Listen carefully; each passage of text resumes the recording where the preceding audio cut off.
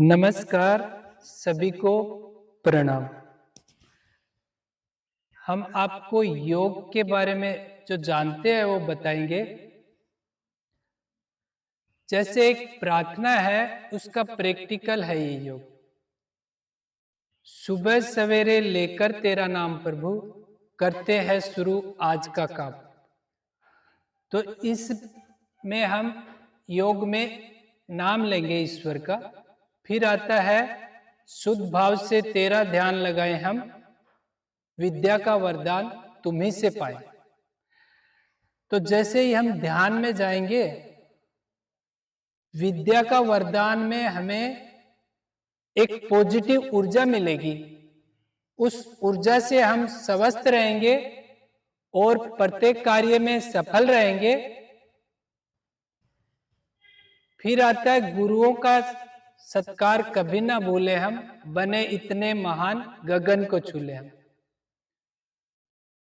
तो गुरुओं का सत्कार को हमें थोड़ा समझना है। जैसे पहले गुरु माता पिता होते हैं, फिर विद्यालय के गुरुजन होते हैं, फिर आध्यात्मिक गुरुजन होते हैं।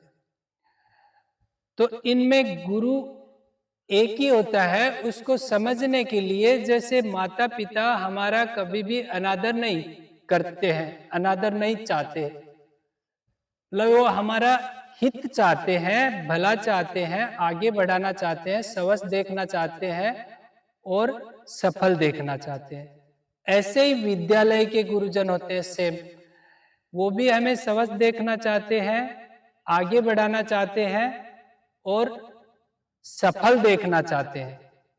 ऐसे ही आध्यात्मिक गुरुजन होते हैं।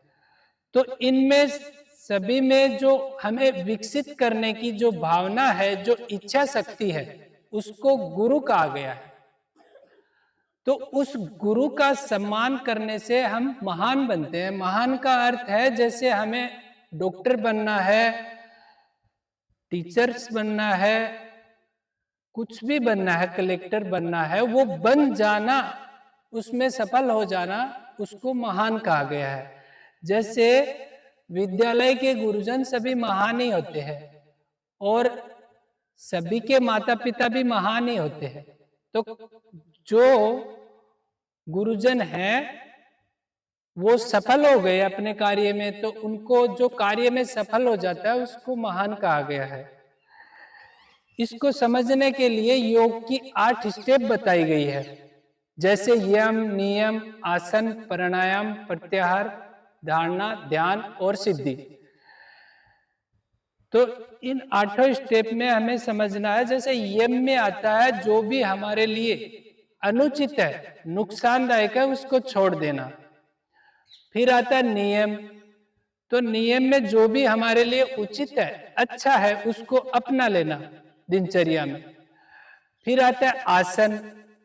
तो आसन जैसे अभी हम बैठे हैं सुखासन में सभी, यानी आसन जिस स्थिति में, जिस पोजीशन में हम योग करते हैं, उस स्थिति को आसन कहा गया है। जैसे सुखासन, वज्रासन और भी है। फिर आता है प्राणायाम। तो जैसे ही इस आसन में हम बैठते हैं तो हमारे शरीर पे नियंत्रण हो जाता है, उस नियंत्रण को कहा गया है प्राणायाम। फिर आता है प्रत्याहार। तो प्रत्याहार में जैसे हम योग करते हैं नियमित, तो प्रत्येक आहार के प्रति जागरूक हो जाते हैं। फिर अच्छा ही सुनते हैं, अच्छा ही बोलते हैं, अच्छा ही व्यवहार करने लग जाते हैं। तो सब कार्य अच्छा अच्छा करने लग जाना प्रत्याहार है। फिर आता है धारणा।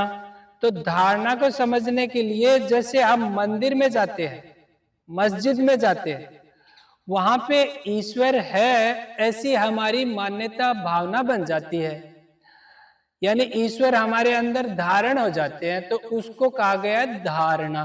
फिर आता ध्यान। तो जैसे ही ईश्वर धारण हो गए तो ईश्वर पे हमारा ध्यान जाता है, उस ध्यान को कहा गया मिलन, योग।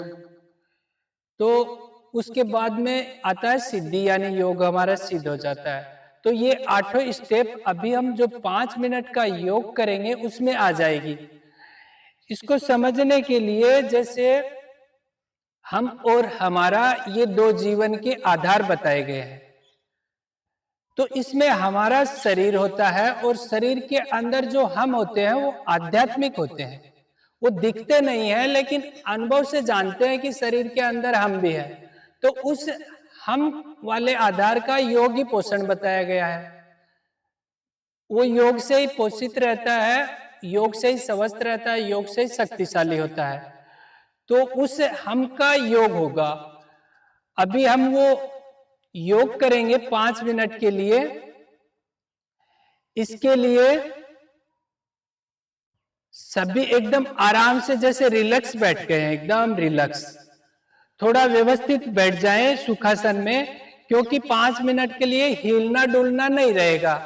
एकदम आराम से अपने शरीर को स्थिर बिठाने का है। गुरुजी से प्रार्थना है, वो जूते निकालना है, धरती माता से कनेक्ट होना है। तो जैसे धरती माता, अभी हम वो योग करेंगे। इसके लिए सभी अपनी आंखें बंद करना रहेगा, तो एकदम आराम से रिलैक्स बैठ जाएं। रिलैक्स, एकदम रिलैक्स, शरीर हिले डुले ना, इस तरह से बैठ जाएं, क्योंकि 5 मिनट के लिए आंखें बंद रहेगी सभी की।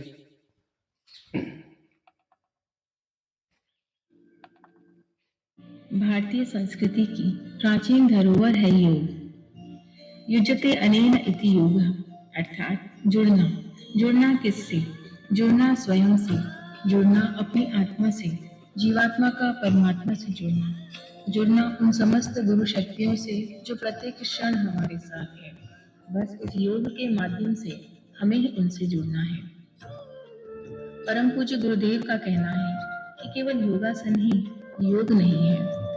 समग्र योग यम, नियम, आसन, प्राणायाम, प्रत्याहार, धारणा, ध्यान, समाधि ही समग्र योग है। आसन तो केवल एक उपादान है जिसके नियमित अभ्यास करने से शरीर को ध्यान हेतु सुयोग्य बनाया जा सकता है। और इन विषम परिस्थितियों में लड़ने के लिए योग, आयुर्वेद और प्राकृतिक चिकित्सा ही हमारी रोग प्रतिरोधक क्षमता का विकास करती है। जैसा कि बताया,